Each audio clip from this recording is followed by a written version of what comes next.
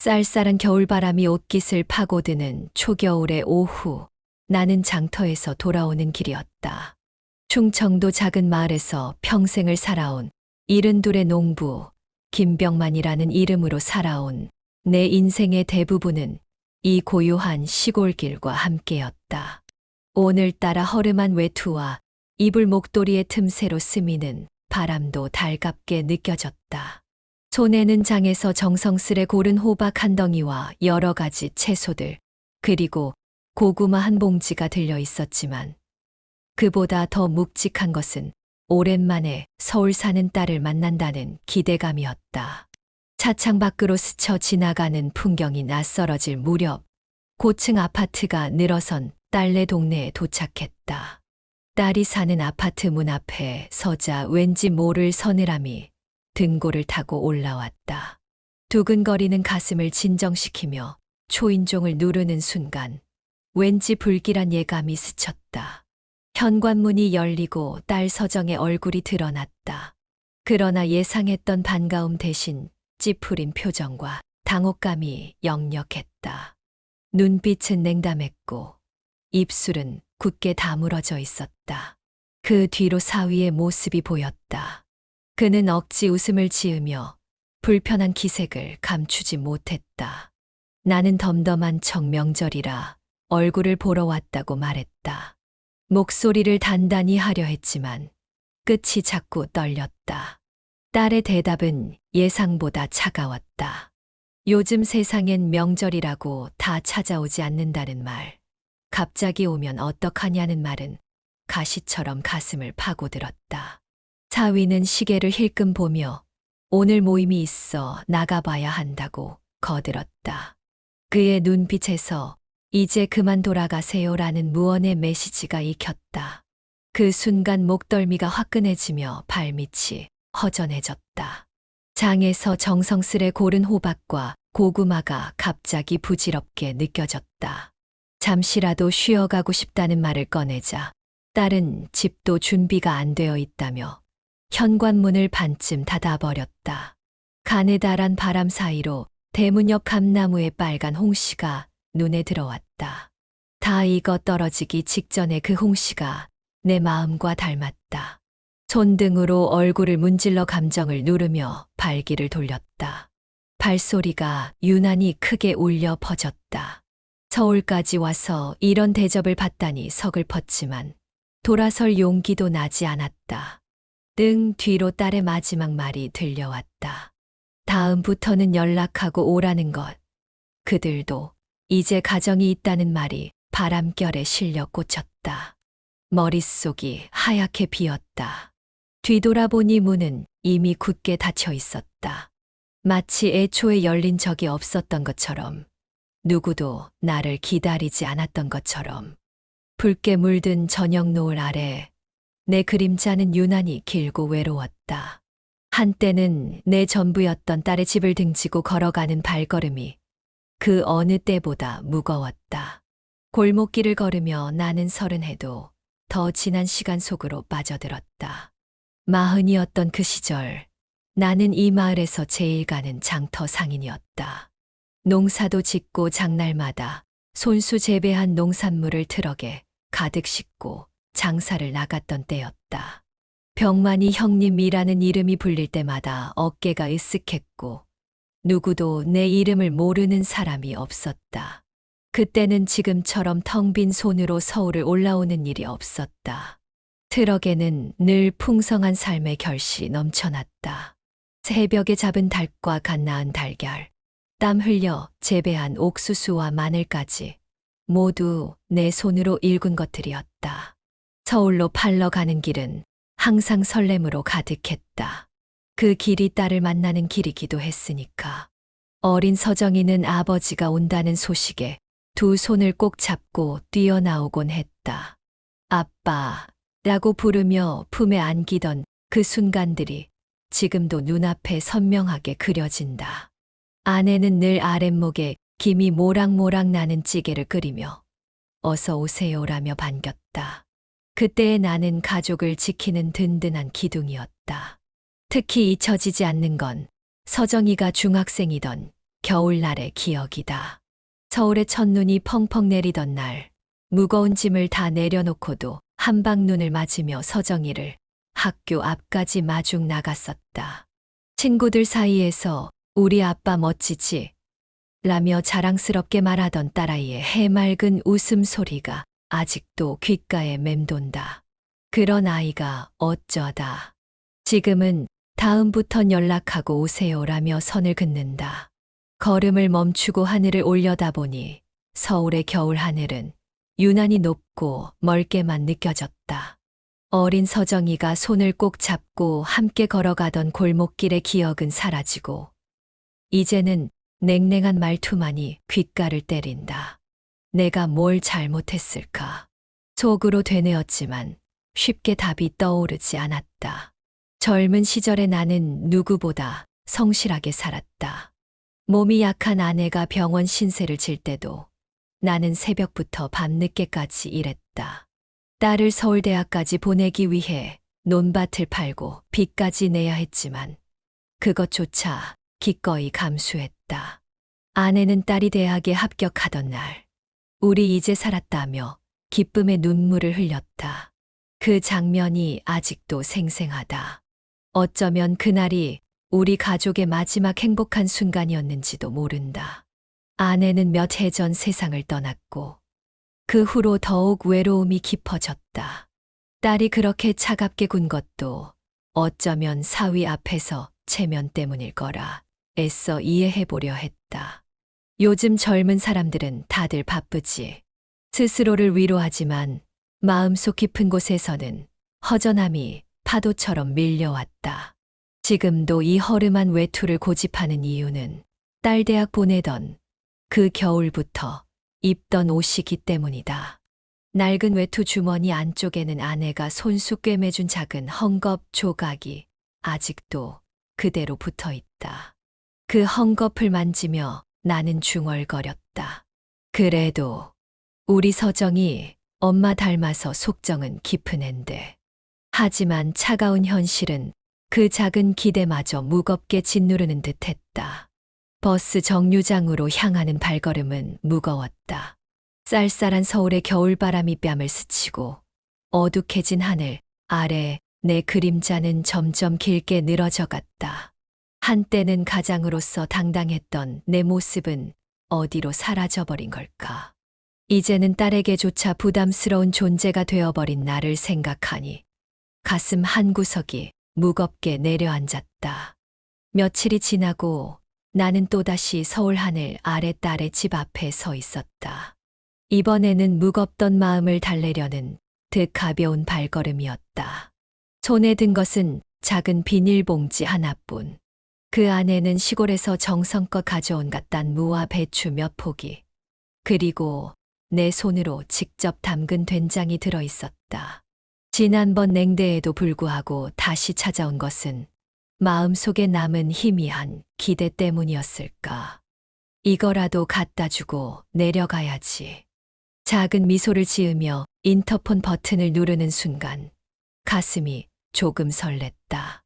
문이 열리고 딸 서정이 모습을 드러냈을 때 그녀의 표정은 이미 굳어 있었다. 40대 초반의 서정은 도시적인 외모를 한껏 갖추고 있었다. 단정하게 묶은 머리, 깔끔한 정장 차림, 그리고 주변에 은은하게 퍼지는 고급스러운 향수 냄새. 그러나 그 세련된 외양과는 달리 말투는 냉랭하기 이를 데 없었다. 아버지 또 오셨어요? 서정의 목소리는 낮았지만 그 안에는 뾰족한 가시가 숨겨져 있었다. 아, 그냥 잠깐. 이것 좀 가져왔어. 쭈뼛거리며 비닐봉지를 내미는 내 모습이 초라하게 느껴졌다. 서정은 비닐을 힐끔 보고는 깊은 한숨을 내쉬었다. 이런 건 마트에서도 사요. 굳이 이런 데까지 오실 필요 없어요. 딸의 말은 가위처럼 날카롭게 내 자존심을 잘라냈다. 그때 집 안에서 사위 윤철이 슬리퍼를 끌며 나왔다. 키 크고 말끔한 외모, 잘 다듬어진 슈트 차림의 그는 서울 대기업에 다닌다고 했다. 그러나 그의 눈빛에는 은근한 무시가 배어 있었다. 아, 장인어른. 또 그냥 오셨네요. 윤철은 억지 미소를 지으며 턱을 치켜들었다. 그 모습에서 우월감이 느껴졌다. 아, 그냥 근처에 일 있어서. 나는 급히 고개를 숙였다. 왜 거짓말을 했는지 모르겠다. 아마도 초라함을 감추고 싶었던 것일까. 요즘 같은 세상에 연락도 없이 이렇게 오시면 저희도 곤란해요. 서정이 날카롭게 말했다. 윤철도 맞장구를 쳤다. 그러니까요. 아버지, 우리도 바쁜데 다음부턴 정말 연락 좀 하고 오세요. 그 말 속에 숨겨진 오지 말라는 의미를 감지하지 못할 리 없었다. 하지만 나는 마지막 희망을 놓지 않으려 했다. 내가 좋아하는 된장이라서. 비닐봉지를 들어 보이며 말끝을 흐렸다. 윤철은 냉소를 지었다. 그런 건 아버님 댁에서 드세요. 여긴 서울이에요. 서정도 곧장 덧붙였다. 네, 여긴 시골 아니잖아요. 자꾸 이런 걸 들고 오시면 창피해요. 그 말에 가슴이 철렁 내려앉았다. 얼굴이 화끈하게 달아올랐다. 주변을 둘러보니 지나가던 이웃 주민이 이 광경을 흘낏 보고 있었다. 황급히 시선을 내리깔았다. 그냥 내가 좋아할까 싶어서. 작게 중얼거리며 다시 봉지를 내밀었지만 서정은 받아주지 않았다. 오히려 뒤로 한 발짝 물러섰다. 아버지, 이제 나이 좀 생각하세요. 그런 촌스러운 건 필요 없어요. 그 말에 내 손이 떨렸다.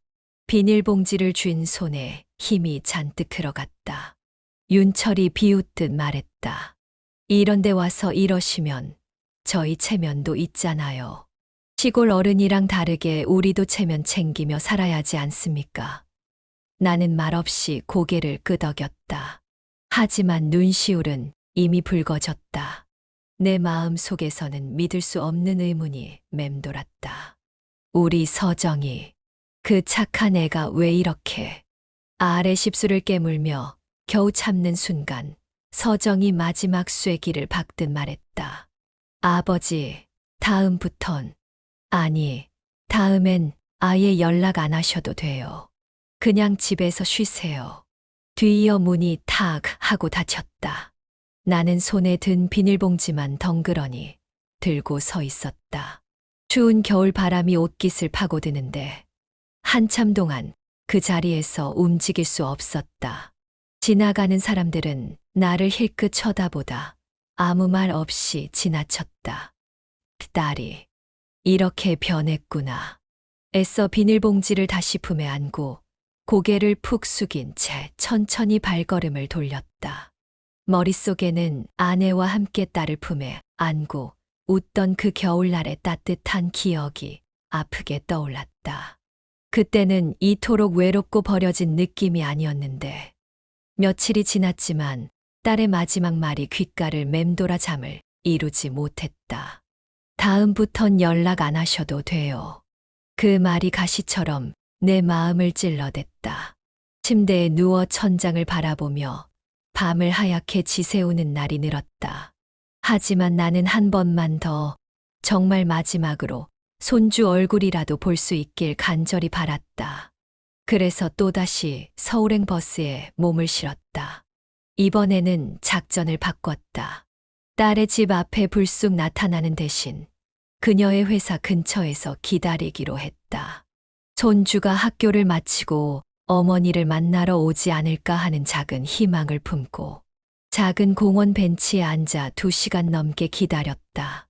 차가운 금속 벤치가 엉덩이를 저리게 했지만 손주를 볼 수 있다는 기대감에 참을 수 있었다. 그때 멀리서 서정과 윤철이 함께 나오는 모습이 눈에 들어왔다. 두 사람은 고급 외제차 옆에서 나란히 서서 웃고 있었다. 서정은 윤철의 팔짱을 끼고 있었고 윤철은 손에 작은 쇼핑백을 들고 있었다. 반가움에 벤치에서 벌떡 일어나 손을 흔들었다. 서정아, 여기 있다. 그러나 서정은 나를 발견하자마자 눈살을 확 찌푸렸다. 윤철 역시 얼굴에 미소가 사라지고 표정이 굳어졌다. 서정이 빠른 걸음으로 다가오며 날카롭게 말을 내뱉었다. 아버지, 대체 왜 또 오셨어요? 그냥 내 얼굴이 보고 싶어서. 웃으며 다가가려 했지만 서정은 손바닥을 내밀어 내가 더 가까이 오는 것을 막았다. 지금 회사 사람들도 지나가는데 여기서 이러시면 곤란해요. 서정은 주위를 두리번거리며 불안한 기색이 역력했다. 윤철도 팔짱을 끼고 비꼬듯 말했다. 장인어른, 이러지 마세요.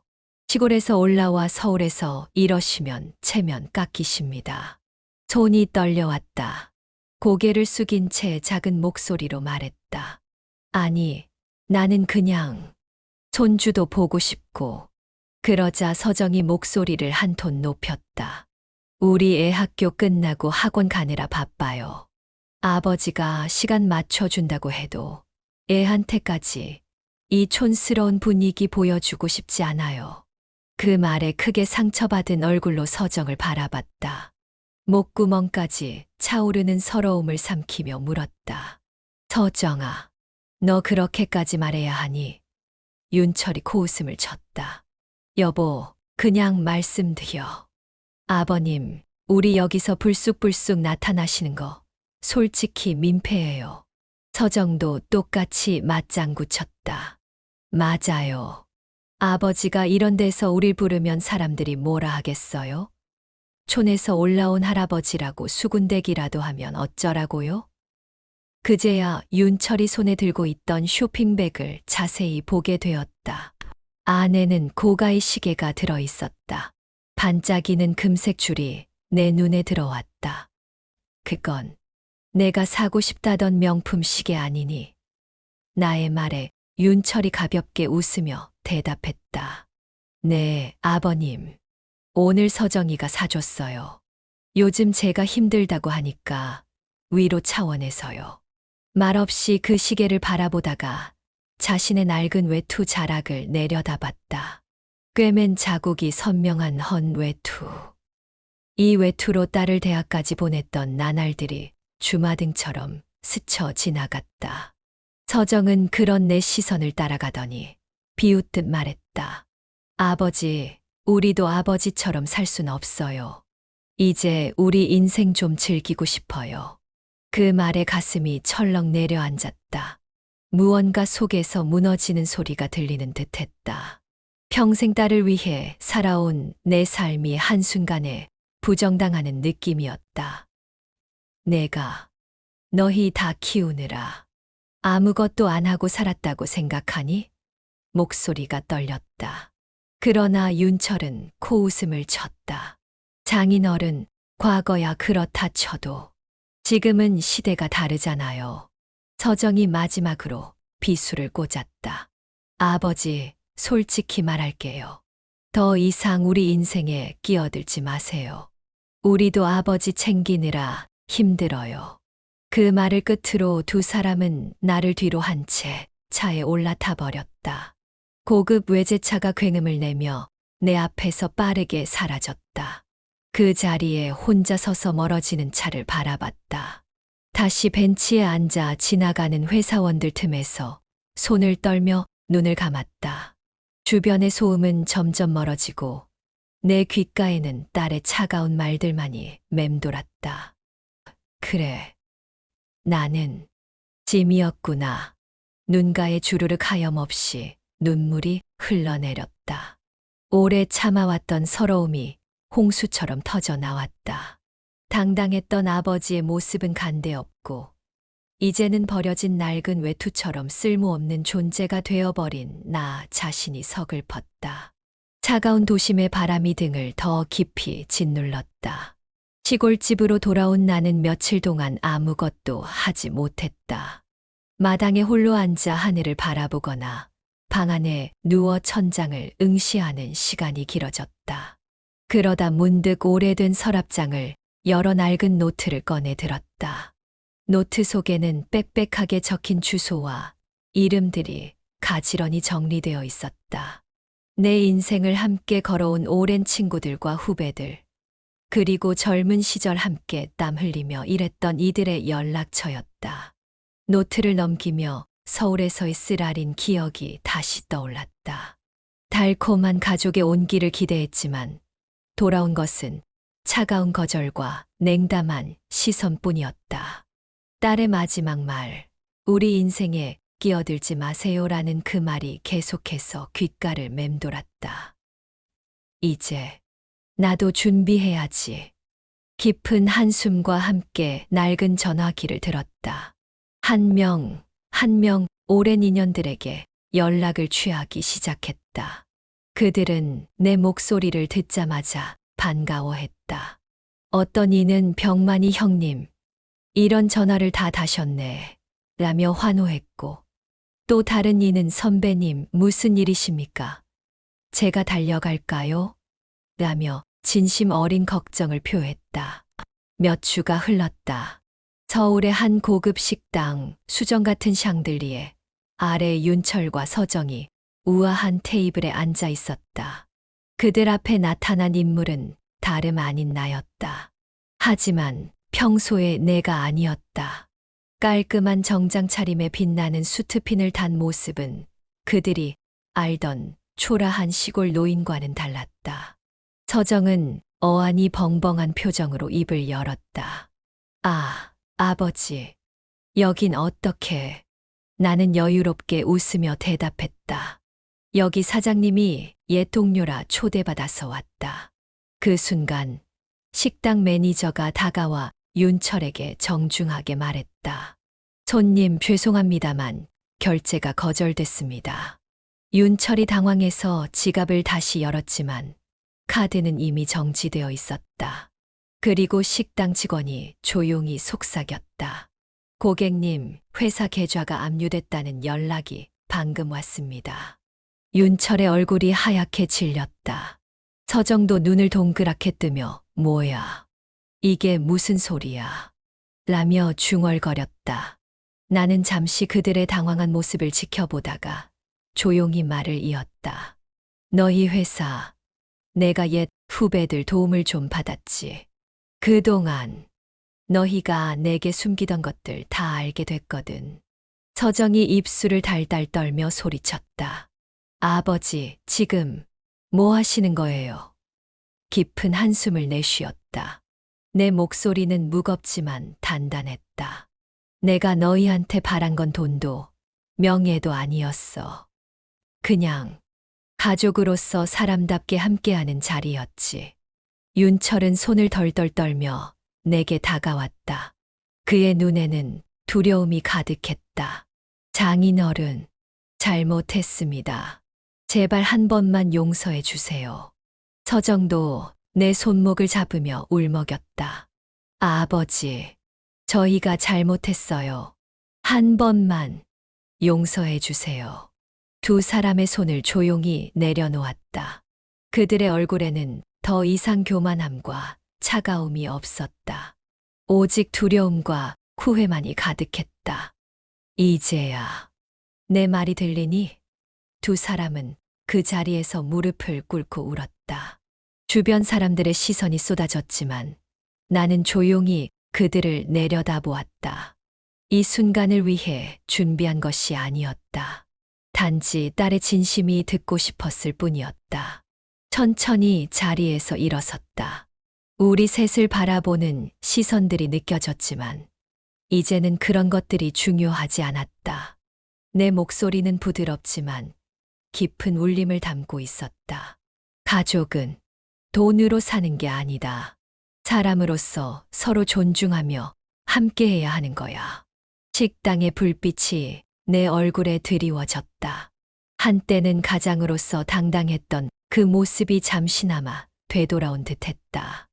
오랜 친구들과 후배들이 도와준 덕에 마지막으로 딸에게 한 번 더 가르침을 줄 수 있었다. 그것은 복수가 아닌 사랑의 또 다른 형태였다. 그로부터 며칠 후 나는 언제나처럼 매주 화요일마다 찾아가는 작은 마을 도서관에 있었다. 아이들에게 책을 읽어주는 봉사활동은 내 삶의 작은 기쁨이었다. 아이들의 맑은 웃음소리와 따스한 햇살이 나를 부드럽게 감싸고 있었다. 도서관 직원이 다가와 미소를 지었다. 어르신, 오늘도 멋지세요. 나는 따뜻한 미소로 답했다. 고맙네. 나도 여기서 아이들에게 작은 사랑을 배워가는 중이야. 책을 읽어주며 아이들의 반짝이는 눈동자를 바라보는 순간 마음 깊은 곳에서 작은 위안을 느꼈다. 아이들의 순수한 마음은 내 상처를 조금씩 어루만져 주는 듯 했다. 속으로 되뇌었다. 삶은 언제나 다시 시작할 수 있는 거야. 아이들과의 시간이 끝나고 집으로 돌아온 지 며칠 후 대문 앞에 낯익은 두 사람이 서 있었다. 초라한 모습의 서정과 윤철이었다. 예전에 화려했던 검은 세단은 사라지고 낡은 흰색 승용차에서 내린 두 사람은 고개를 푹 숙인 채 서 있었다. 그들의 모습에서 지난날의 교만함은 찾아볼 수 없었다. 윤철이 먼저 입을 열었다. 목소리는 갈라졌고 눈동자엔 깊은 후회가 서려 있었다. 아버님, 저희가 정말 죄송합니다. 서정도 내 앞에 다가와 손을 모은 채 울먹였다. 아빠, 잘못했어요. 우리 모든 걸 잃었어.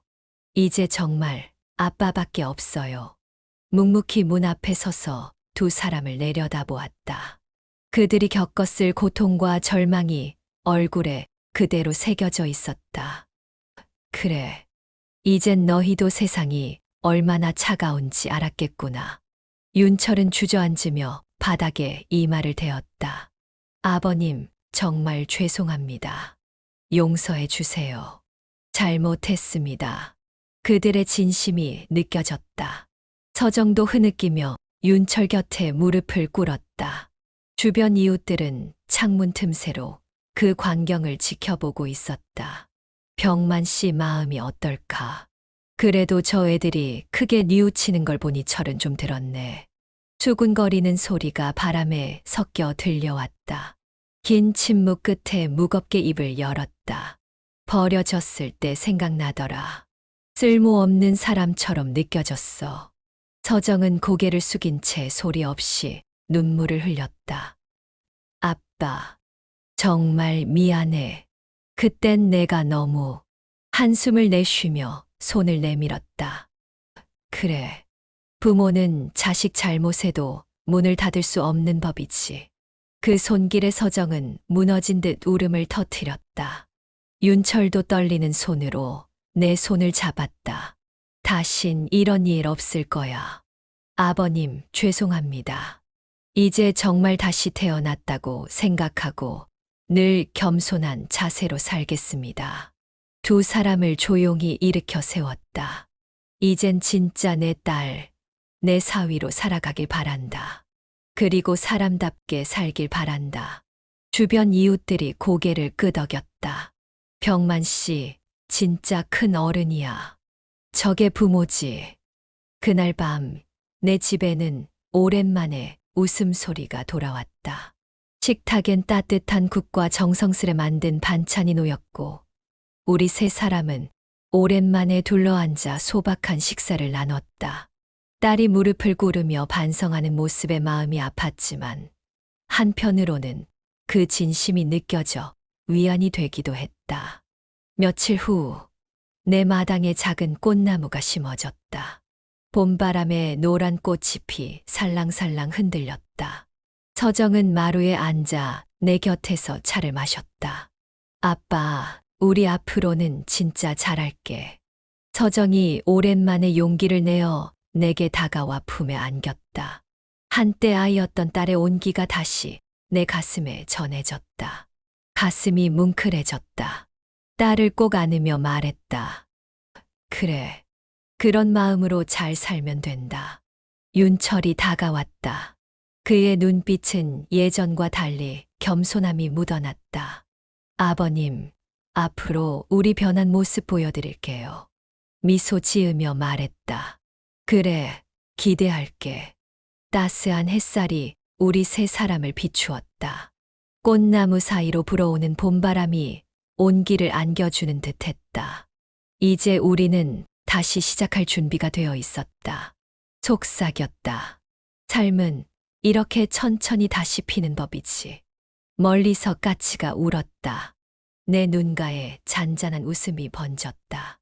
가슴 속 묵은 응어리가 조금씩 풀어지는 것 같았다. 비록 아픈 상처를 겪었지만 그 과정에서 우리는 모두 조금 더 성장했는지도 모른다. 하늘은 한없이 맑았고 마당 가득 퍼지는 꽃향기처럼 우리 세 사람의 마음에도 새로운 봄이 찾아왔다. 용서와 화해의 씨앗이 심어진 이 순간 나는 비로소 진정한 평화를 느꼈다. 여러분의 인생에서도 가족의 소중함을 다시 한번 생각해보는 계기가 되셨기를 바랍니다. 만약 이 이야기가 여러분의 마음에 와닿았다면 구독과 좋아요 버튼을 눌러주세요. 알림 설정을 통해 더 많은 감동적인 이야기를 놓치지 않고 들으실 수 있습니다. 앞으로도 여러분의 마음을 따뜻하게 해줄 이야기로 찾아뵙겠습니다. 감사합니다.